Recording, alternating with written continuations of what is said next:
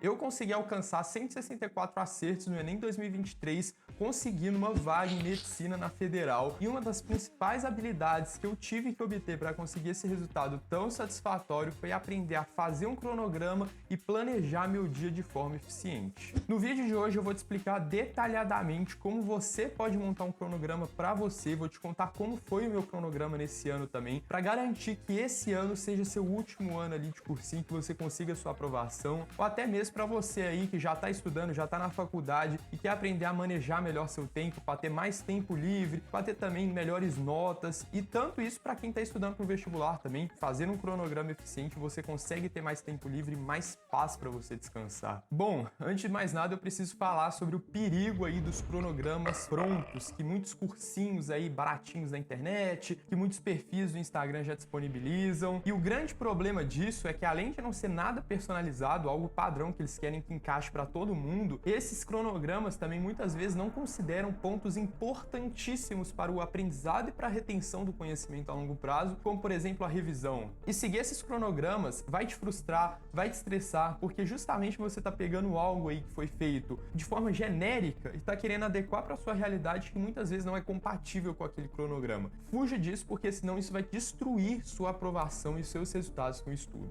Eu vou fazer uma analogia. O seu cronograma e o seu planejamento deve ser algo totalmente único. Não sei se você já usou aparelho, eu usei por muitos anos, mas tanto que quando você vai fazer o aparelho, você tem que fazer aquele molde que bota aquela massinha horrível. E o cronograma é a mesma coisa, não adianta você querer pegar, por exemplo, o aparelho ali dental do seu amigo que ele não vai encaixar. O cronograma é a mesma coisa, tem que ser feito sob medida para você. E a melhor pessoa que mais conhece sobre a sua realidade é você mesmo. Então por isso que agora sim, que você já entendeu essa parte aí do porquê não usar os cronogramas prontos, vamos sim entender como você pode montar um cronograma de eficácia aí para você conseguir destruir nos estudos e garantir a sua aprovação. Então, o primeiro ponto agora sim que nós temos que se atentar é um aviso para você não fazer o cronograma muito apertado, com as datas muito próximas, com os horários muito próximos, porque além da morte, uma outra certeza que você vai ter na vida é que você vai ter que mexer ali no seu cronograma, porque vai ter um dia que você tá mais cansado, que você não conseguiu acordar na hora, vai ter um dia que você teve que fazer um compromisso, não pôde estudar numa determinada hora, e se você faz o cronograma muito justo, o que acontece é que muitas vezes pode dar aquela síndrome, não sei onde que eu já ouvi falar disso, mas é aquela síndrome do já que é tipo assim, você não faz uma tarefa e aí você depois fala,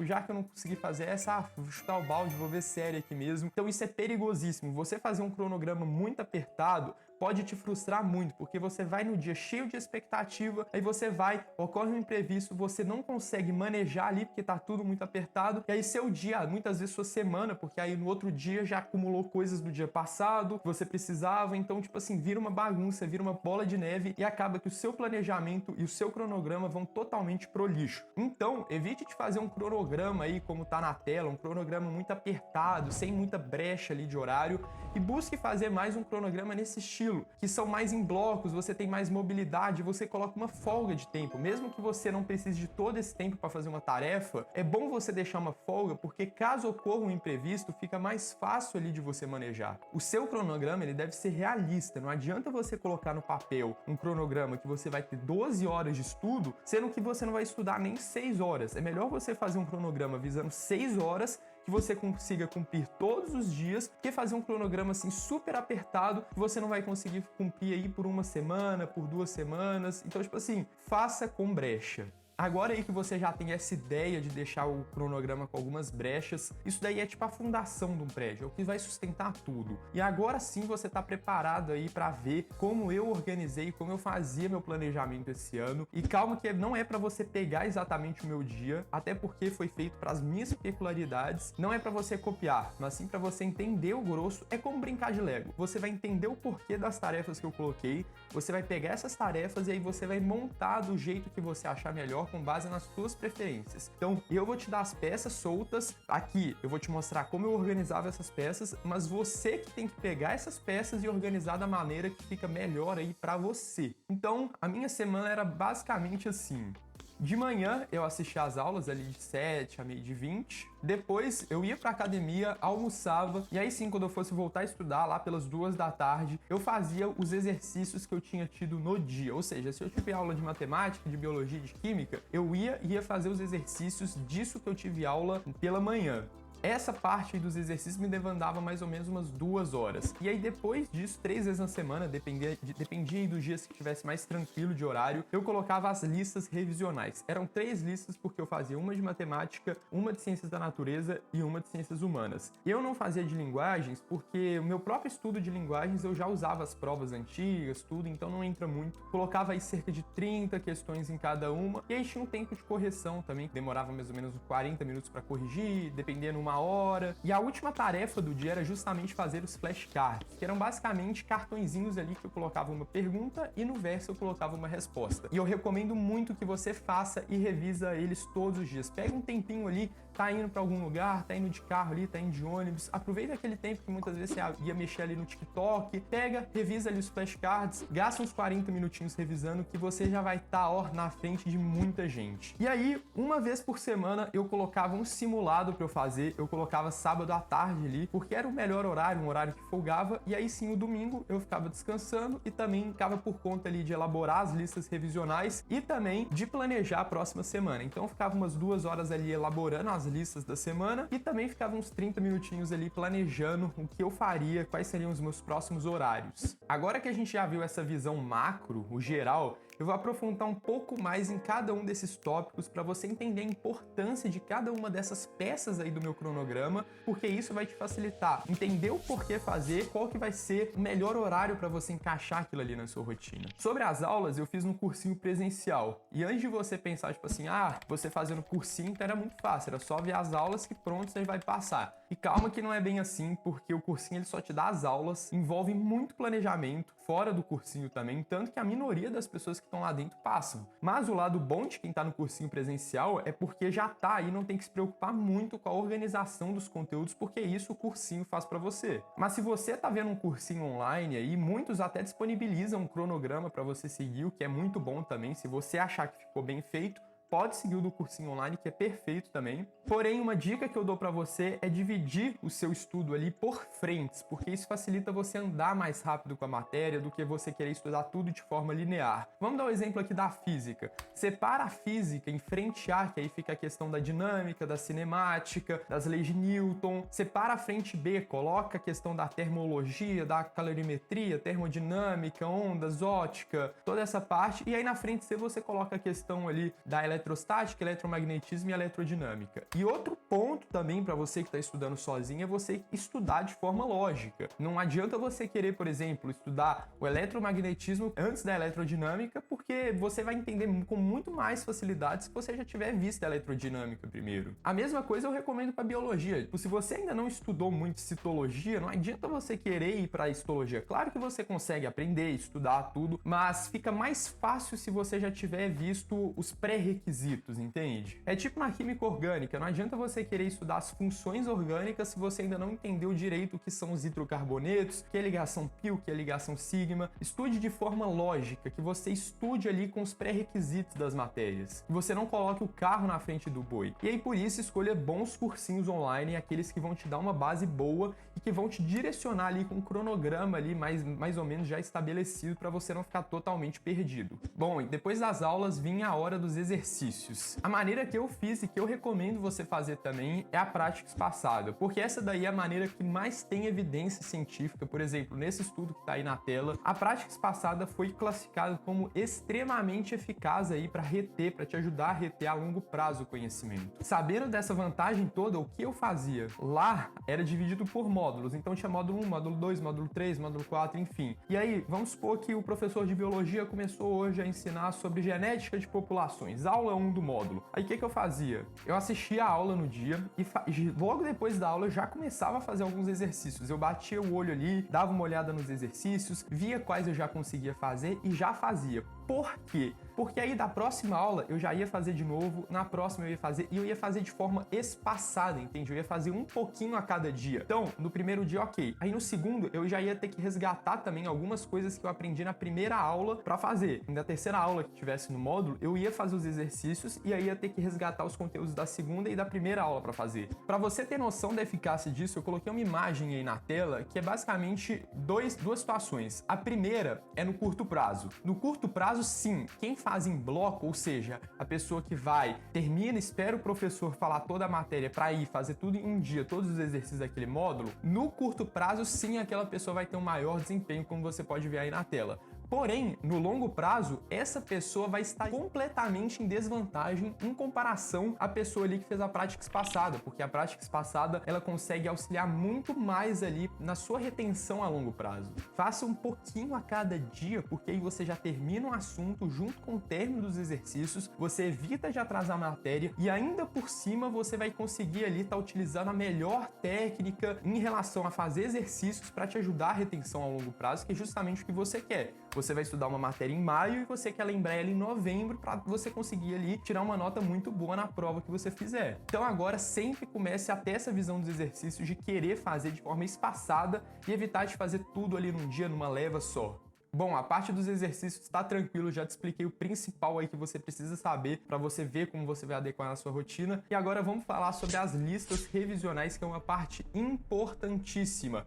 Quem estuda precisa revisar, senão você vai esquecer. Só lembra quem revisa. Por mais que você faça a prática espaçada, por mais que você faça ali o que for, se você não revisar, provavelmente você vai esquecer. Como eu disse, eu fazia 3 listas. Uma de matemática, uma de ciências da natureza e uma de ciências humanas. E eu mesmo montava essas listas, eu usava ali, ou eu pegava algum exercício da apostila, tirava print, tirava foto, ou então eu usava 2 sites, um chama miprovas.com, esse é totalmente gratuito, e outro era o Super Professor, que eu paguei um pouquinho ali e eu pegava realmente só para questões muito específicas que eu queria ter, que eu não achava na internet, porque lá a banca de exercícios é muito maior. Essas listas, quando eu já fui contar para algumas pessoas, muitas pessoas achavam que era tipo assim, só do que eu estudei na semana, mas não, eram listas de tudo que eu já tinha estudado até o momento. Então, sei lá, se eu tava fazendo a lista em maio, eu ia pegar todo o conteúdo que eu vi de fevereiro até maio e colocava nessa lista. Por exemplo, vamos dar um exemplo aqui de física, uma lista aí que eu fosse fazer de ciências da natureza. Eu ia colocar o módulo 1, módulo 2, módulo 3, módulo 4, módulo 5 e eu colocava um exercício de cada módulo, tá ótimo, um exercício ali de MRU, um exercício de MRUV, um exercício ali de soma vetorial, um exercício ali de movimento circular uniforme e assim vai. E aí, quando geralmente ficava muito grande, já mais pro meio do ano, aí eu dividia. Um jeito que ficou bom de dividir pra mim foi separar em módulos ímpares e módulos pares. Aí tinha hora que em ciências da natureza eu colocava só o módulo 1, 3, 5, 7 e tinha outras horas que eu fazia módulo 2, módulo 4, módulo 6, módulo 8.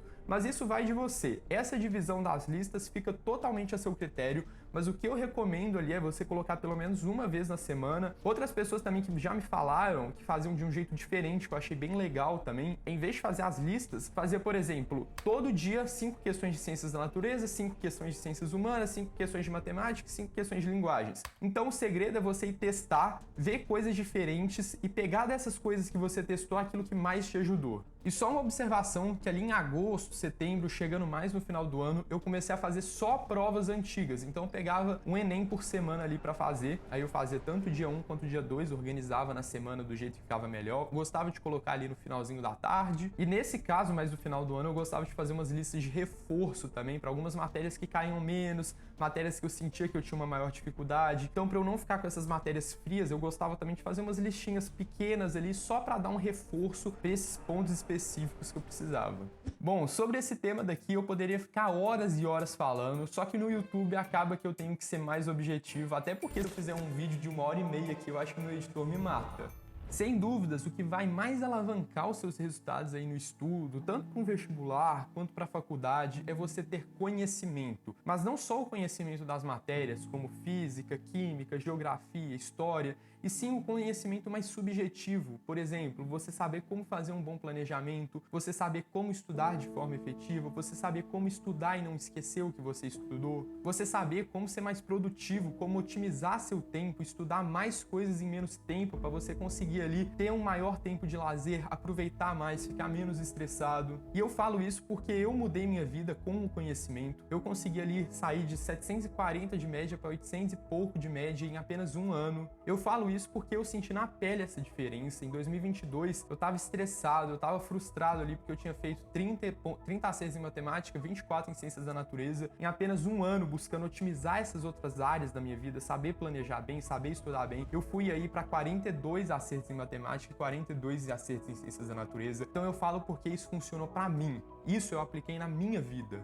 Fora os outros hábitos que eu consertei. Essa foto que você tava vendo ali era no auge da minha loucura, que eu tava literalmente negligenciando os estudos. E aí depois eu saí disso para um cara que ama atividade física, que cultiva bons hábitos e que tem o foco como estudo. O estudo é a minha prioridade.